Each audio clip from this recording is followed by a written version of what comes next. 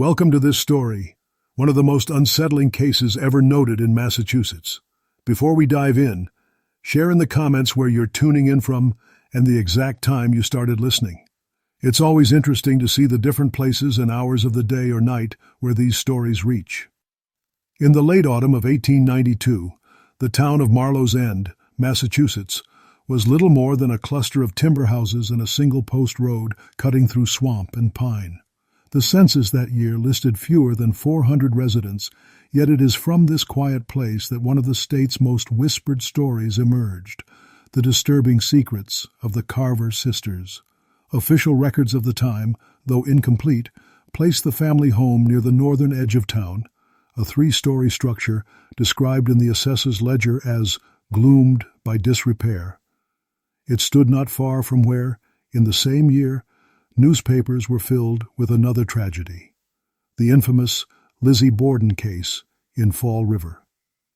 The proximity of both incidents led later chroniclers to wonder whether something darker than coincidence connected the two. The Carver household consisted of Elias Carver, a widower and retired undertaker, and his daughters Margaret and Eliza, said to be 24 and 26 respectively. Town clerk Samuel Firth once remarked that they were civil in greeting yet distant in eye. His words come from a handwritten testimony discovered decades later in the county archive, its ink faint and edges nibbled by mildew. According to Firth, the sisters seldom appeared in town together. When they did, their steps matched as if rehearsed, their speech clipped, precise, nearly identical. The townsfolk called them the Mirror Girls. What began the rumors was not their strangeness, but the smell. By October of that year, neighbors complained of a sour odor drifting from the Carver property, a Specs ally after rain. Elias, already frail and coughing from years of formaldehyde exposure, dismissed it as rot from the marsh. Yet when the town physician, Dr. Horace Bellamy, made an informal call, he found the sisters cleaning what he described in his notes as reddened basins on the back porch. He was not invited in. His written account, filed weeks later among public health correspondences, was nearly lost when the courthouse suffered a fire in 1904. Still, a surviving copy notes, both women displayed agitation upon inquiry, their hands raw from scrubbing. When Elias Carver was last seen in December 1892, he was walking toward the church cemetery carrying a spade. He did not return. The sisters told Sheriff Merton Lyle that their father had taken ill and gone to stay with a cousin in New Hampshire. No such cousin was ever located. A week later, as snow began to fall, the Carver home was sealed for unpaid taxes, and within its walls, constables found. When the constables entered the Carver home, they reported an immediate chill beyond that of December air. Deputy Harlow's log, recovered from a trunk decades later, described an odor of old earth and lamp oil. The rooms were orderly but wrong, chairs slightly misaligned, curtains pinned shut with sewing needles, mirrors draped in muslin. On the dining table, 2 plates were set with utensils precisely parallel, as if awaiting guests who would never arrive. In the cellar, constables found damp soil piled against one corner, half covered by a canvas apron stamped with the insignia of Elias's former undertaking firm in Boston. Beneath it, traces of linen fiber, darkened with what Dr. Bellamy would later term organic staining. No body was recovered, yet the physician's preliminary report suggested decomposition had begun recently. The sheriff halted excavation, citing seasonal ground conditions, but rumors spread faster than frost. Some claimed they saw the sisters hauling sacks to the marsh after dusk. Others swore that faint hymns could be heard from the house, though no one was at the organ.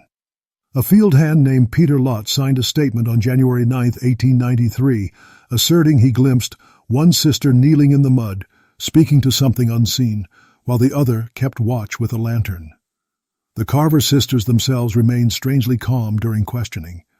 They admitted their father had suffered bouts of delirium and at times wandered at night to prepare the resting grounds. When asked what that meant, Eliza replied, "He could not rest until he was beneath his own hand's work." Sheriff Lyle's notes end there, but margin scribbles by an unknown clerk read, "Possession? Delusion? Echo of Fall River madness?" a clear reference to the Lizzie Borden affair still dominating the press that winter. With no body and no confession, authorities released the sisters but placed the property under county supervision. For months afterward, townspeople avoided the road leading past the house. By spring, wild vine had crept over the porch railings, obscuring the view inside. Then, in May 1893, a child went missing. 6-year-old Thomas Greeley was last seen near the Carver property chasing a wooden hoop. His mother's plea, printed in the Marlowe's End Gazette, read, "Any soul with knowledge of my boy's steps, I beg for word." Search parties scoured the woods for 3 days until one deputy discovered a small shoe lodged in the marsh embankment less than 50 yards from the Carver home. Margaret Carver was found kneeling nearby, her dress hem-soaked, whispering what witnesses described as a prayer of release. She offered no resistance when taken into custody, but asked repeatedly if Eliza is safe within the house. When the sheriff arrived to verify, Eliza was gone. No tracks, no witnesses, only a freshly washed floor and the faint smell of lime. Dr. Bellamy, summoned again, remarked in a later interview that the air inside felt medicinal, as though the house itself had inhaled the scent of the grave. His observation would prove prophetic when the cellar yielded one final discovery weeks later, long after the press had lost interest. During the second inspection of the Carver cellar, conducted on June 14, 1893, the constables uncovered what the inventory log termed a preserved cavity within foundation wall. It appeared to have been intentionally sealed with mortar, differing from the house's original construction. When pried open, the space revealed 3 small wooden boxes stacked neatly atop one another, each wrapped in oilcloth. The first contained women's clothing, dresses, petticoats, all cut precisely down the middle as if for dissection. The second held glass vials labeled in a trembling hand, arterial, venous, return. The third, smallest box carried only a ring and a lock of gray hair. Sheriff Lyle halted further search, calling for a magistrate. His report, filed under unverified relics, was dismissed in court for lack of corporeal evidence. Yet among the townspeople the finding confirmed every whispered suspicion. Margaret Carver, meanwhile, maintained an unbroken silence through every hearing. When asked about her missing sister, she merely said, "She's with father now." The magistrate ordered her confinement to the county asylum in Bridgeport, citing melancholia and acute hysteria. There she was examined by Dr. Calvin Stowe, who noted lucid intervals of polite conversation, alternating with ritual speech referring to reburial and renewal. In one recorded session, she spoke of her father teaching her the preservation of what must not be lost. Dr. Stowe assumed she referred to her mother, whose death years earlier had never been officially documented. Indeed, the town register shows no burial certificate for Mrs. Carver, though Elias had been employed as an undertaker at the time of her supposed passing. Some historians later speculated the sisters' fascination with embalming came from assisting their father in secret experiments to extend preservation of the dead, a theory not unlike those circulating around scientific societies of the 1880s following the rise of chemical mortuary methods like those used by Dr. Thomas Holmes during the Civil War. A reporter from the Boston Evening Record visited the asylum in late summer of 1893, managing to secure a brief interview. His printed account, though likely embellished, described Margaret's calm demeanor and her chilling statement. "The body remains if the spirit forgets the way back." The article appeared alongside a sidebar on the continuing fascination with the Lizzie Borden trial, framing the Carver case as Massachusetts' second mystery of domestic horror. Yet while Borden's story persisted in legal and popular debate, the Carver file faded under dust and clerical neglect. The house was auctioned in 1895, purchased by a textile merchant who ordered it demolished within the year. Local rumor claimed that when the foundation stones were lifted, an odor rose so foul that workers fled and refused to return. Official documentation ends there, but a single diary fragment from one mason survives, describing a sound like weeping beneath the soil. By the century's end, Marlowe's End had nearly emptied, its post office shuttered, its name erased from new maps. Only travelers on the old northern route recalled the sagging gateposts where once the Carver house stood, and those who lingered after dark spoke of faint light flickering across the marsh, as though someone... In 1896, a traveling photographer named Edwin Mace passed through what remained of Marlowe's End. His ledger, discovered in an estate sale a century later, contained a brief entry. Abandoned house, twin women, one visible. The note was dated August 2nd and matched the year the county formally declared the Carver estate uninhabited. When historians cross-checked census rolls, they found no living Carver listed anywhere in Massachusetts. Yet Mace's account described a woman of refined speech who requested no portrait, only that I capture the gate, for it is where she waits. The resulting photograph, now brittle and clouded with decay, depicts the property's entrance beneath a crooked elm. Some claim a faint silhouette can be discerned beside the gatepost. Others say the distortion is merely due to light leakage in Mace's lens. Dr. Calvin Stowe, still stationed at Bridgeport Asylum, wrote to the county inquiring about Margaret's transfer, believing she had been released after demonstrating extended calm. His letter, unanswered for reasons unknown, remains archived among other correspondence marked, "Returned, addressee deceased." Whether Margaret ever left the asylum grounds or perished there is uncertain.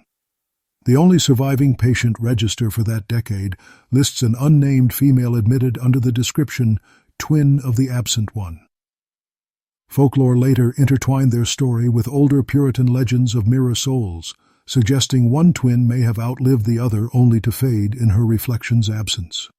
Contemporary accounts from neighboring towns kept the legend alive. In 1899, a group of surveyors preparing a new rail line near the marsh recorded hearing a woman's voice reciting names shortly after dusk. They found no one, only the half-collapsed well once belonging to the Carver property. A year later, Reverend Amos Pratt delivered a sermon warning against those who tamper with the border between body and repose. His text referenced the lesson of the sisters by the northern road, a phrase local congregations understood without further elaboration.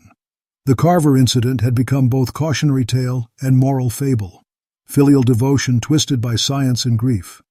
Scholars reviewing the period's medical fascination with preservation often cite the case of Lizzie Borden's era to illustrate how domestic violence and psychological unrest mirrored societal unease. The Carver file, however, remained absent from official compendiums, perhaps deemed too disordered for classification. A handful of graduate theses in the early 20th century referenced the fragments, particularly Dr. Bellamy's stained correspondence and Mace's ambiguous photograph, but each concluded with the same phrase: evidence insufficient for reconstruction.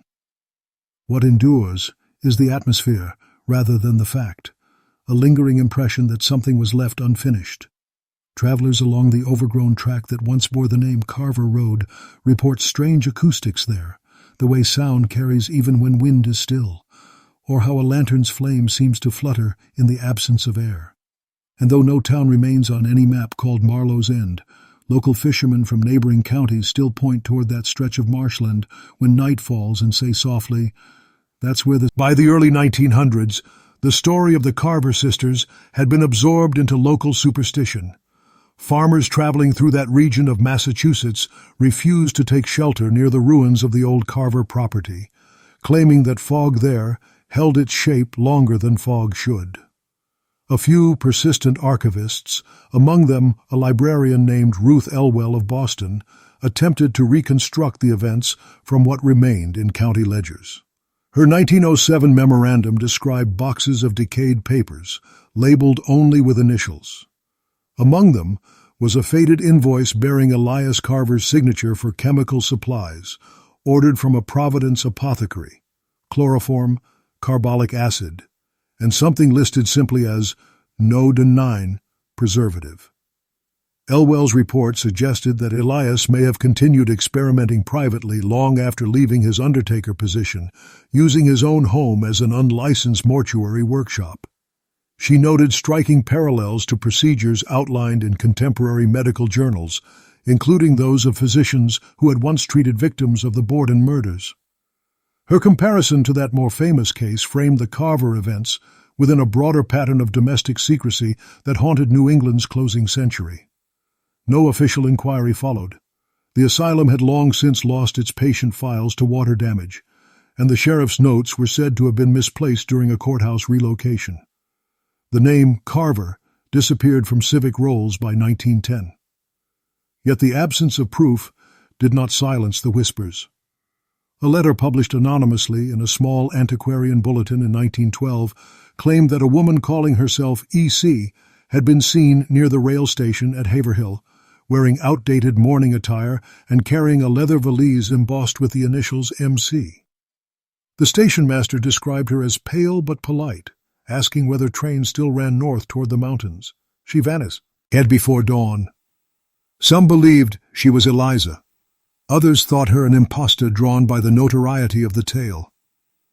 Whatever truth lay behind it, the incident reignited interest among amateur historians.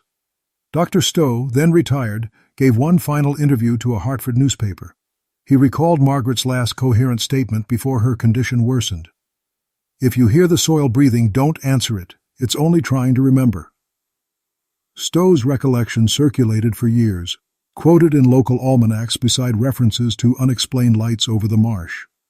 Survey records mention minor ground tremors along the same stretch every few winters, though geologists attribute them to frost heave.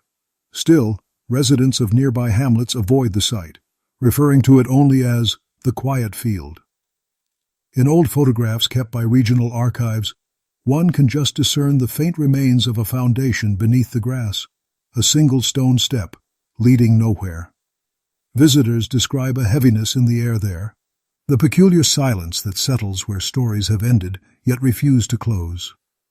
It is said that if you stand long enough at dusk, the wind through the reeds carries the echo of two voices reciting a hymn without melody, one soft, one fainter. By 1915, the marshland that had once bordered the Carver property was absorbed into private acreage owned by the Whitford Logging Company. Workers clearing the tract wrote of finding fragments of a stone lintel bearing initials, perhaps E.C., though the piece was soon discarded into the river. One laborer, Henry Cole, later told a journalist he had glimpsed a figure of a woman standing by the tree line, wearing a bonnet like old mourning cloth. His foreman dismissed it as fog glare, but Cole left the job 2 days later. The report reached local papers briefly, earning a single column titled "Phantom at the Cut Road." Though minor, it marked the last printed mention of the Carver name for decades. County supervisors sold the land again in 1918, converting part of it into peat fields. By the 1920s, the area was unrecognizable, overrun with willow and sedge. In academic circles, however, faint traces of the case survived. A professor of early American pathology at Harvard, Dr. Albert Noyes, cited the Carver documents in a lecture on historical mortuary practices, noting their remarkable similarity to home preservation experiments following the Borden period. His notes indicate that he viewed the sisters less as murderers and more as children imitating the precision of death. The phrasing drew quiet unease among attendees. One student transcript of the lecture ends with Noyes' final remark. Perhaps they sought only to keep what others demanded they surrender. He retired soon afterward, and according to colleagues, developed an interest in spiritualism popular in Boston parlors of the time. Some believed he corresponded with mediums claiming contact with twin energies by the Northern Road. Letters recovered from his estate mention experiments in automatic writing referencing the same marsh region. Though skeptics dismissed this as late-life eccentricity, it ensured that whispers of the Carver sisters persisted among occult enthusiasts long after the scientific community moved on. Meanwhile, local schoolteachers folded the story into folklore units, presenting it as a cautionary legend rather than recorded history. Children were told that if they passed the old Carver fields after sundown and heard a shovel strike earth, they must not look back, for the ground there remembers faces. By the close of the First World War, the region's mapmakers had erased Marlowe's End entirely, merging it with neighboring parish boundaries. Yet travelers occasionally remarked that their horses balked at the same bend where the Carver Gate once stood. One 1919 journal from a postal surveyor describes his compass needle spinning without cause and his lantern dimming though oil remained full. He recorded in the margin, "Air thick, sense of company unseen." Scholars later cited such passages as rural superstition, but every generation seemed to rediscover the story anew, each retelling, adding another layer of unease. And through them all, the shadow of 1892 lingered, a year that had already given Massachusetts the name Lizzie Borden, and perhaps, in quieter corners, two other women whose by 1923 only the oldest residents of the nearby towns still remembered the Carver name, yet letters from that period reveal how tenacious the legend had become. One such letter, penned by a schoolmistress named Eleanor Greaves to her cousin in Lowell, spoke of an unwholesome curiosity among the pupils concerning the twin sisters who bargained with the dead. She mentioned that children dared one another to walk the old track leading to what locals now called Lantern Hollow. According to her, the hollow remained damp even during summer droughts, and faint reflections were sometimes seen upon its stagnant pools, though no lanterns were present. The postscript added, "A county man from Boston University came last week to collect accounts for his thesis.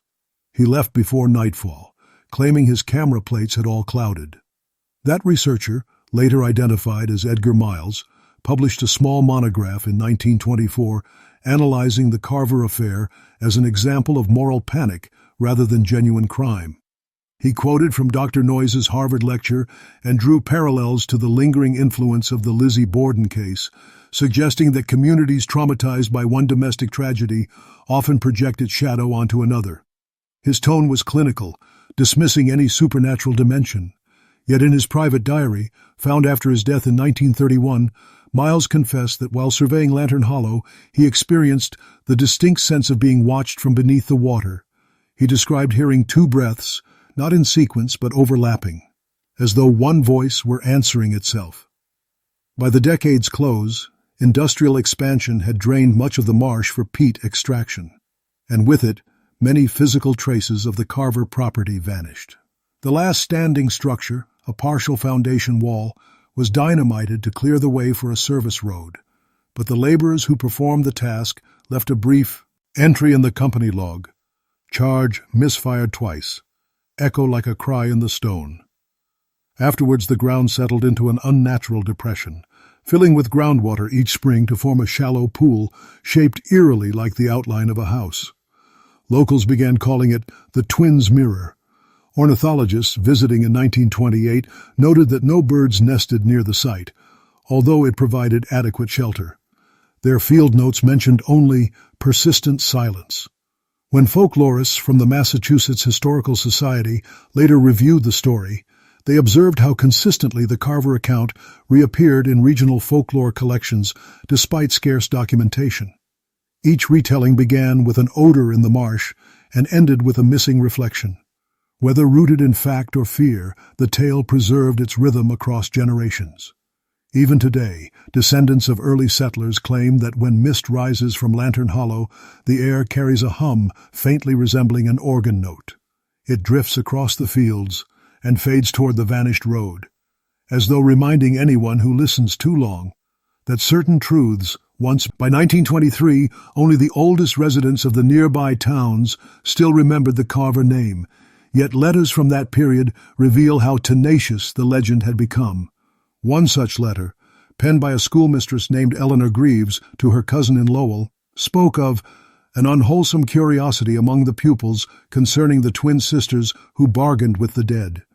She mentioned that children dared one another to walk the old track leading to what locals now called Lantern Hollow. According to her, the hollow remained damp even during summer droughts, and faint reflections were sometimes seen upon its stagnant pools, though no lanterns were present. The postscript added, "A county man from Boston University came last week to collect accounts for his thesis.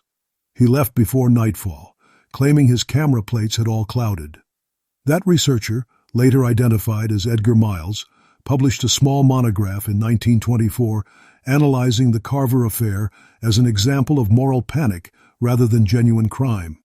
He quoted from Dr. Noyes' Harvard lecture and drew parallels to the lingering influence of the Lizzie Borden case, suggesting that communities traumatized by one domestic tragedy often project its shadow onto another.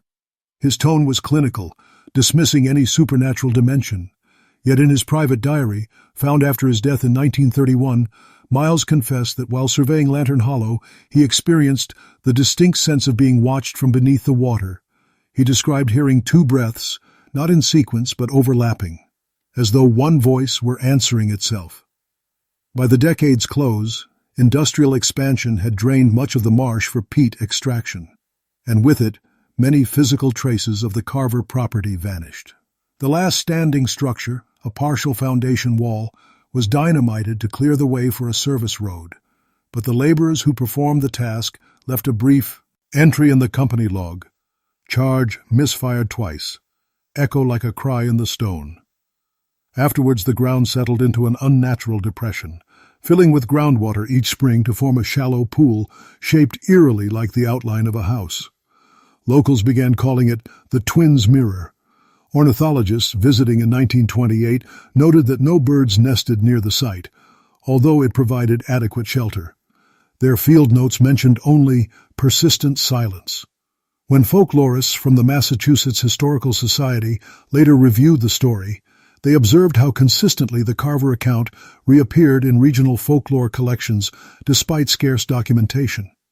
Each retelling began with an odor in the marsh and ended with a missing reflection. Whether rooted in fact or fear, the tale preserved its rhythm across generations. Even today, descendants of early settlers claim that when mist rises from Lantern Hollow, the air carries a hum faintly resembling an organ note. It drifts across the fields and fades toward the vanished road, as though reminding anyone who listens too long that certain truths once. By the time the Second World War began, the Carver case had drifted into the territory of myth. A Works Progress Administration writer compiling local folklore for a federal survey passed through Essex County in 1941 and noted that farmers of the uplands still tell of twin daughters who buried their father thrice. His entry, brief and matter-of-fact, echoed nearly 50 years of rumor. When his report was archived, it joined a growing body of New England ghost histories where fact and imagination mingled freely. Yet one addition stood out. Attached to the folder was a small photograph labeled Bridgeport Asylum, 1894. The negative bore the same patient number once assigned to Margaret Carver. Historians later confirmed the image had not been filed by the WPA researcher, but sent anonymously to the office months afterward. It showed a woman in institutional dress sitting in profile, eyes closed, a faint scar visible along her wrist. On the reverse, someone had written, "The other keeps watch." Archivists assumed it a prank, but the photo's emulsion matched materials used during that decade, suggesting authenticity.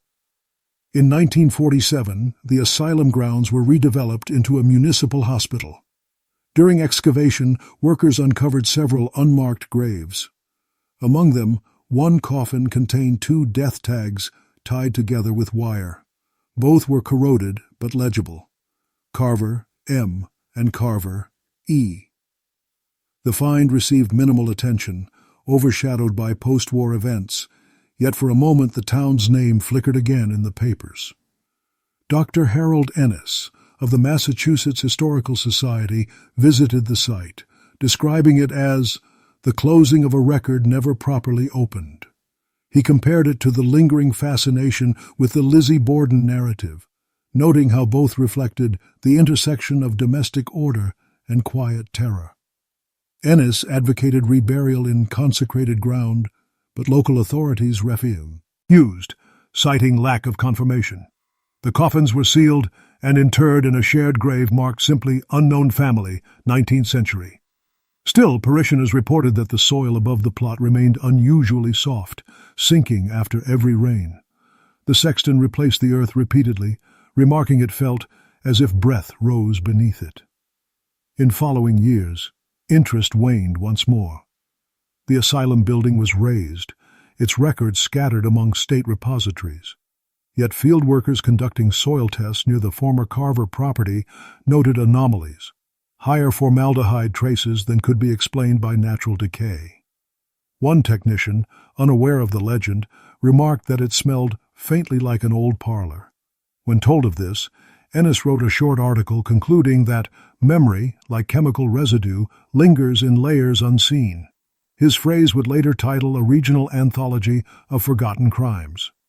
Readers found in it the echo of something unfinished, a suggestion that the Carver sisters' story, despite its burial under bureaucracy and time, continued. In the winter of 1952, a local radio program called Mysteries of New England Past aired a dramatization of the Carver case, reconstructed from newspaper scraps and Dr. Ennis's essay. The broadcast opened with the sound of digging, then a woman's voice repeating, "He must rest beneath his own hand's work." Listeners wrote in claiming interference during transmission, a low harmonic hum that persisted whenever the narrator spoke either sister's name. Engineers blamed it on atmospheric distortion, yet the station's archive preserved the original reel, and the sound remains. Within months, the episode was withdrawn from rotation after the producer, Samuel Bryce, reportedly fell ill while editing an expanded version. His notes mentioned sleeplessness, the sense of two presences at either side, and a persistent smell of damp earth in the studio. Bryce recovered, but refused further recordings connected to Massachusetts history.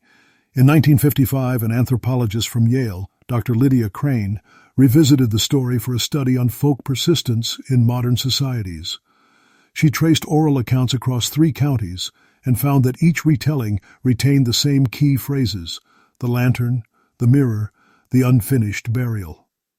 When Crane visited the supposed site of Lantern Hollow, she wrote that the ground trembled faintly beneath her steps like breath trapped under ice. Her subsequent article, published in American Ethnographic Review, concluded that the Carver myth functioned as a vessel for communal guilt, a memory of neglect disguised as haunting. Yet, her field assistant recalled that Crane ended every day's notes with a single sentence written twice: "Both are present." After her publication, curiosity about the Carvers surged once more. Amateur investigators visited the area, photographing mist over the hollow and claiming to see twin outlines reflected in the water. Newspapers ran short fiat tours under headlines like "The Other Lizzie Borden," though professional historians largely ignored them. Dr. Ennis, then elderly, wrote a brief letter to a colleague stating that such attention cheapens sorrow into spectacle, and warning that the case should remain undisturbed. His caution proved prescient. The following year, a brush fire swept through the hollow, burning for 3 days without reaching neighboring fields. When it ended, the depression filled with rainwater darker than peat. Samples taken afterward showed no ash content, only traces of iron, lime, and what chemists described as residual fixative compounds used in early embalming. The report was filed and forgotten, but among nearby residents, an old superstition returned. If the fog lifted too suddenly at dawn, one must avert their eyes from the hollow surface, lest they glimpse 2 faces. In 1963, the Massachusetts Historical Quarterly published a brief retrospective titled "Vanished Towns of the North Shore." Buried within its pages was a 2-paragraph mention of Marlowe's End, noting it as site of a 19th-century domestic mystery comparable in tenor to the Borden affair. The author, Dr. Miriam Holst, cited fragments from Ennis, Crane, and the WPA Folklore Survey, but added one discovery of her own, a surviving letter from the estate of Sheriff Lyle, dated 1895. The letter, yellowed and partially singed, referred to the Sisters' Ledger, sealed within a tin box and entrusted to Reverend Pratt. Holst's article ended with a simple line: "Box unlocated." Within weeks, graduate students descended on archives and church basements searching for it, but nothing surfaced. Only later did a parish inventory reveal that a rusted container matching the description had been found decades earlier and quietly stored in a rectory attic. Inside were brittle pages written in 2 distinct hands, alternating entries, one ink fading to brown, the other sharp and recent. The writing spoke of "practice upon what breath remains," and "a debt of the body repaid in measure." Holst transcribed portions but withheld the rest, claiming that certain passages did not bear publication. Her notes mention that the handwriting grew increasingly uniform toward the end, as though one writer were imitating the other. Scholars debated authenticity, yet none could explain how both inks tested from the same composition batch discontinued in 1893. The article sparked a second wave of fascination. Television crews sought to film at Lantern Hollow, but were denied access after an equipment failure melted several light fixtures. A brief segment still aired on local news showing only static over a dark field. Viewers swore faint outlines flickered in the interference, two silhouettes near a geoman. Post. Technical auditors found no image recorded, merely distortion resembling reflected motion. In that decade, America turned its attention to newer fears, and the Carver sisters slipped again into silence, their story trapped between academic caution and fireside legend. Yet field journals from the state's Wildlife Division that same winter noted repeated disturbances around the old hollow. Shallow depressions forming overnight, as if by pressure from beneath. Rangers filled them, only for the earth to sink again days later. The supervisor's margin note read, "Soil seems restless. We'll recheck in spring." None did.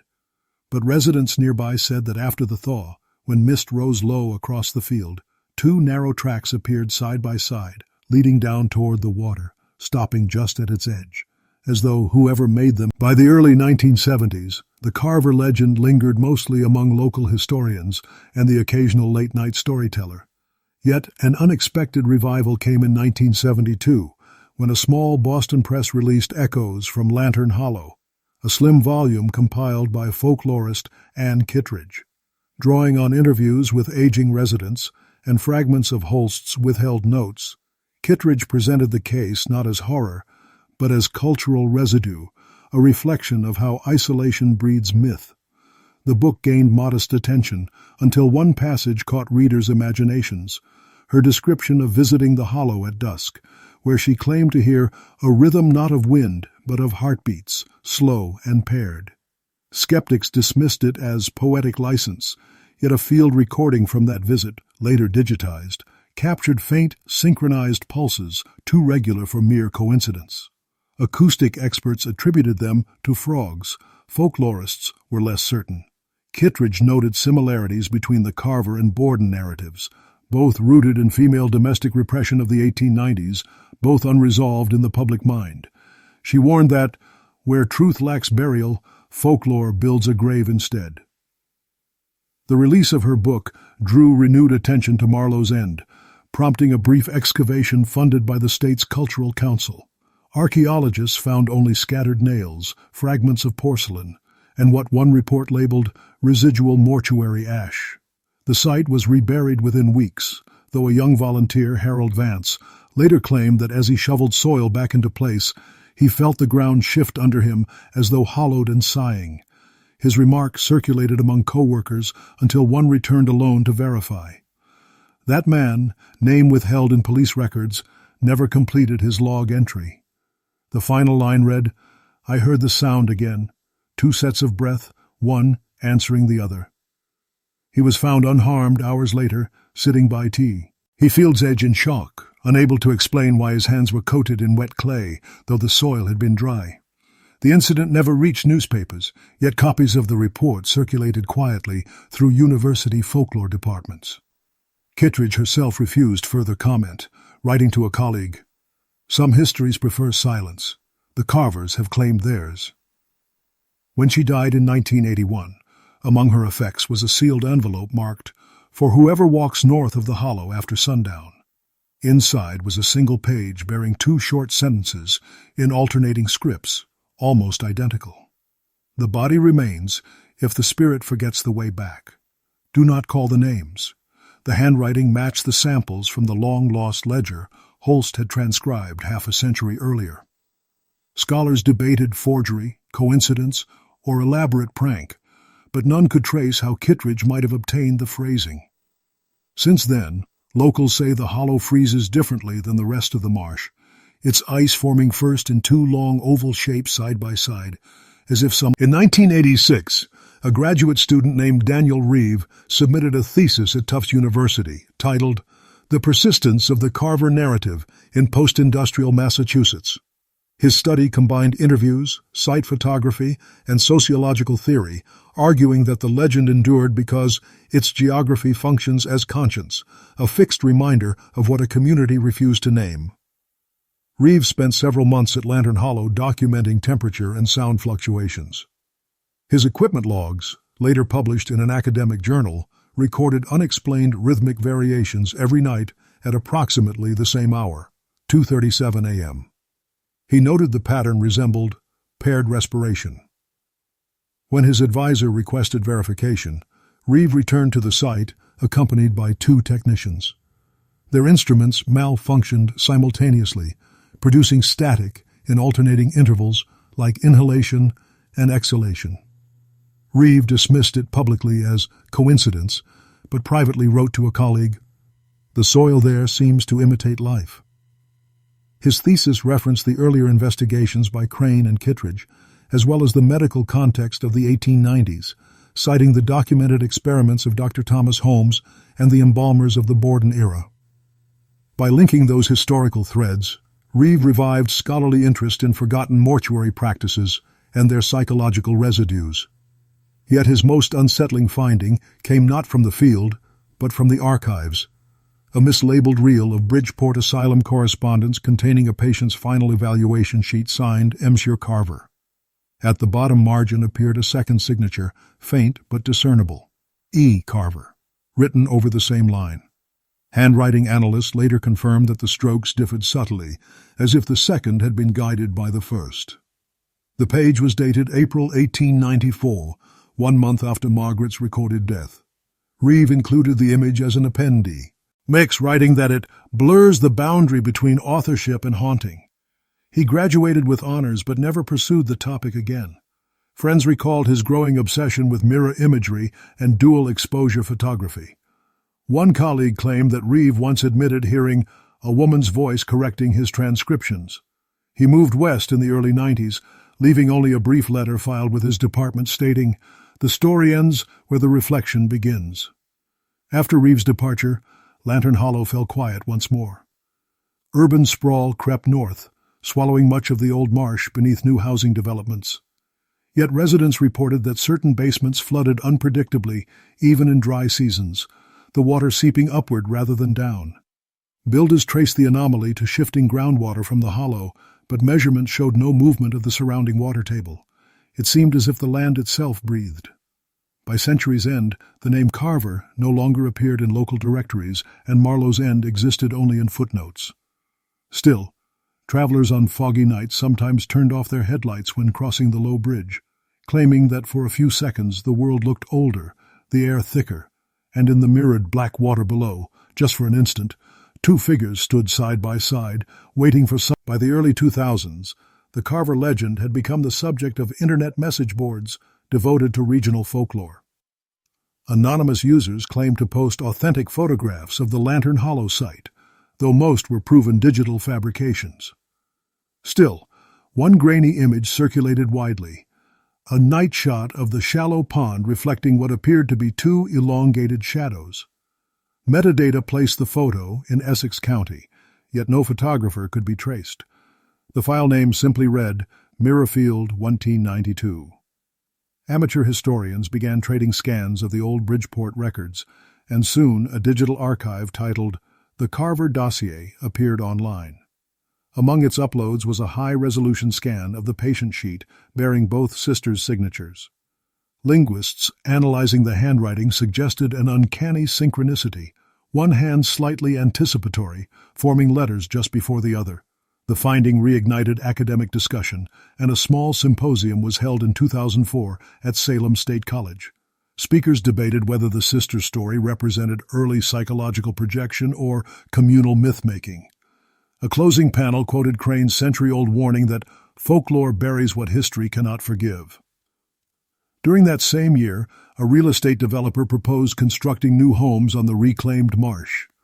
Environmental surveys showed unexpectedly high formaldehyde levels and trace metallic compounds inconsistent with natural soil composition. The project stalled, then collapsed after equipment repeatedly failed on site, batteries draining, cameras fogging despite clear weather. Workers complained of nausea and headaches. One foreman resigned, writing in his incident report, "Ground seems alive, like breathing through my boots." The phrase drew laughter in the press, but echoed nearly identical wording from Sheriff Lyle's 1893 log. Local authorities quietly fenced the area, citing environmental hazard, and the land remains undeveloped. In 2008, an independent filmmaker, Mara Ellison, began shooting a documentary titled "The Sin Their Father Tried to Erase," blending dramatization with archival research. During production, her team visited the Hollow at night to record ambient sound. The footage, later released online, captured a low, rhythmic pulse beneath the wind. Sound engineers called it interference. Ellison left it unedited. The final cut ended with her standing before the dark pond saying, "Some stories end where silence begins, but this one keeps breathing." Viewers noted that as she spoke, faint ripples crossed the water, though her reflection did not. The film earned. By the early 2000s, the Carver legend found new life in the emerging landscape of online folklore. Early message boards and proto-forums dedicated to regional hauntings began circulating scans of Anne Kittredge's out-of-print book, along with grainy photographs claiming to show reflections in the Lantern Hollow marsh. Most of these were dismissed as double exposures or digital manipulation, yet one image posted anonymously in 2003 drew peculiar attention. It depicted the hollow under winter moonlight, its surface frozen in two elliptical shapes joined at the center like clasped hands. The photographer's username, EmsReturned, vanished from the forum within days, leaving no trace but a caption. "It only appears when you stop watching." Technicians who later analyzed the photo confirmed no editing signatures, only minute distortions in light refraction consistent with a lens trained on water, not glass. The renewed interest brought journalists from Boston and Salem who produced brief features for regional magazines. One article linked the Carver story to renewed fascination with the Lizzie Borden murders, two female-centered legends separated by distance yet united by secrecy. The writer noted that both remained cases without closure, their final truths embalmed in rumor rather than earth. That line resurfaced years later in an independent documentary produced for public television, which revisited the Hollow using thermal imaging and sonar. The recording showed faint subterranean pockets of air arranged in twin columns beneath the marsh's surface. Scientists attributed them to decaying roots, but one segment captured what sound engineers described as low-frequency respiration, a slow oscillation of pressure too deliberate for random seepage. The documentary aired only once. The network received reports of interference similar to the 1952 radio incident, a humming distortion whenever the narrator spoke either sister's name. The field has since been reclassified as protected wetland. Visitors are permitted only during daylight, and signs warn of unstable ground. Still, each autumn vandals leave small offerings, mirrors, ribbons, fragments of lace, at the water's edge. Locals remove them quietly by morning. The name Lantern Hollow remains on few maps, yet hikers who wander too far north from the marked trail sometimes describe an odd disorientation, as though walking in circles. They return with boots streaked in gray clay and a faint chemical scent on their hands. Environmental tests show nothing abnormal, though one park warden confessed that after dusk the hollow seems to exhale mist in pairs. And so the story endures, not as proof nor haunting, but as a residue. Massachusetts soil remembering its oldest secret, whispering through frost and water the same unanswered refrain. 2 breaths, 1 grave, and in the final years before the old marsh was sealed off to the public entirely, a small team from a historical preservation society undertook one last survey. Their intention was purely archival, to document what little remained of Lantern Hollow before it was absorbed by the encroaching development. Among them was a sound technician named Claire Morton, who recorded ambient audio for the Society's oral history collection. Her notebook from 2011 describes an afternoon of windless calm, the reeds motionless, the air dense with moisture. She wrote that at exactly 4:17 p.m., her microphones began registering rhythmic fluctuations, a pulse at intervals of 5 seconds, distinctly double. When she replayed the tape later that night, the sound persisted even when her own footsteps ceased.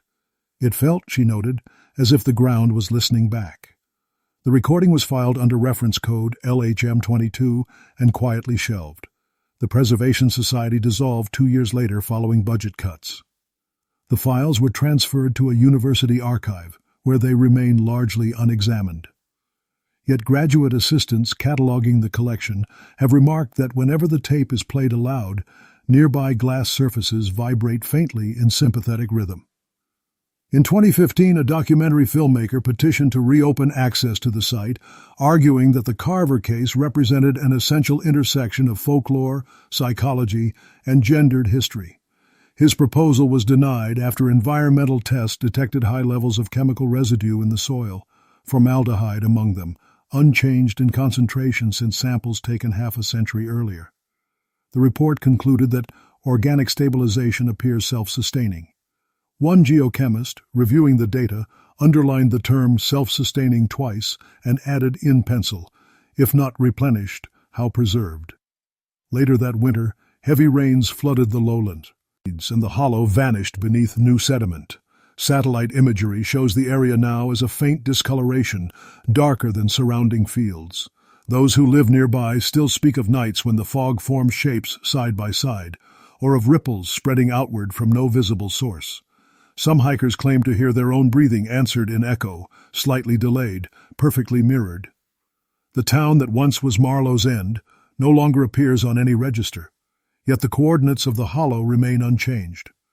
Scholars still cite the story alongside Lizzie Borden as a minor chapter in Massachusetts's long ledger of domestic mysteries, though none claim to have solved it. They simply note that the Carver sisters' silence has endured longer than any record of their lives.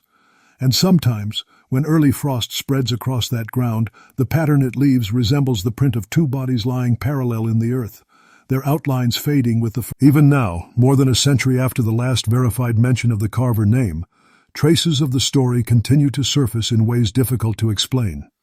In 2021, a regional mapping survey captured an aerial photograph of the preserved wetlands where Lantern Hollow once stood. The image, processed by automated analysis software, flagged an irregular shape along the tree line, a pair of symmetrical depressions side by side, precisely matching the dimensions of adult graves. Technicians assumed it a computational error, yet when the coordinates were checked, the ground there appeared undisturbed. Still, the anomaly reappeared in every subsequent image, sometimes fainter, sometimes sharply defined, as though pulsing beneath the surface. A graduate researcher assigned to verify the data noted a peculiar interference pattern, faint, linear echoes extending outward from the site, aligned almost perfectly with the original north-south orientation of the vanished Carver house. Her written remark read simply, "The field remembers." Soon after, an independent historian, Michael Avery, began assembling a digital archive of every surviving Carver reference, letters, medical files, photographs, and testimonies. He described the process as like chasing two shadows that insist on walking in step. His compilation included restored recordings of the 1952 radio broadcast and Claire Morton's 2011 field audio. Layered together, they revealed an identical subsonic frequency, 0.22 hertz, below human hearing, consistent with the rhythm of a sleeping heart. Avery refused to interpret it, writing only that the silence between pulses contains the story itself. When his research site went live in 2024, visitors reported that certain files glitched unpredictably, repeating short fragments of text in mirrored order as if written twice. The phenomenon was traced to a minor database loop, yet the FFCs unsettled enough readers that the archive was temporarily taken offline. It remains viewable only by appointment. Today, the area that was once Marlowe's End is a restricted wildlife corridor, closed to the public after repeated incidents of ground instability. At dusk, the wetland appears almost ordinary: dark reeds, stagnant pools, the faint hum of insects. Yet those who live nearby claim that after midnight, when fog rolls from the east, the air thickens and the sounds of the night double back, each rustle answered, Each breath returned. Travelers describe seeing two glimmers across the water, not bright, but steady, like lamps shielded by careful hands. And though no Carver descendants remain to tend the soil, locals still warn newcomers never to speak both sisters' names together. For in Massachusetts, where the line between remembrance and reflection has always been thin, some stories continue to breathe long after their tellers have gone silent. And the marsh, it seems, still keeps, and so it ends, or rather, refuses to.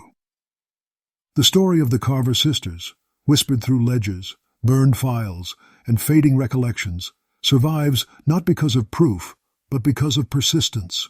Even now, in the quiet corners of archives and the darker margins of New England folklore, their names appear without citation, their faces without source. Historians trace patterns, scientists measure frequencies, and folklorists classify echoes, yet the core of it remains beyond the reach of record, a silence dense enough to feel alive. Each generation uncovers the tale again, reshaping it with the tools of its time: ink, radio, tape, digital code. Each time, something answers back. Perhaps that is the real legacy, the reminder that remembrance itself can haunt. The marsh once called Lantern Hollow still exists on old deeds under its original name, Carver Lot. The ground there floods every winter, then drains unevenly, leaving two shallow pools that never merge. When snow falls lightly enough, the surface crust breaks in mirrored ovals, side by side. The local ranger, a man who insists he doesn't believe in ghosts, admits he sometimes hears what sounds like humming beneath the ice. He says it's just trapped air escaping as the water freezes, but his voice softens when he adds, "It always sounds like two people breathing." At the Massachusetts Historical Society, Dr. Ennis's faded manuscript lies sealed in climate control, its margins annotated by later scholars who could not resist leaving their own theories. Among them is a penciled note from an unnamed archivist dated 1998. Whichever twin survived wrote the ending. The other still edits it from below. That line has since become a kind of epigraph to the case, quoted whenever the Carver story reemerges in study or rumor. And though the legend belongs to a vanished town and a vanished time, its pulse remains faintly perceptible. Bling. In stories retold, in data anomalies, in the uneasy stillness of the marsh when wind ceases. No one visits after dark now. Fences and warning signs keep the curious at bay. But every few years, after heavy rain, towns farther south report a smell drifting inland, chemical and sweet, like decay interrupted. Then it fades, as if the earth has taken one slow breath and settled again. There are no more witnesses, no more investigators, only a name that has outlived every attempt to explain it.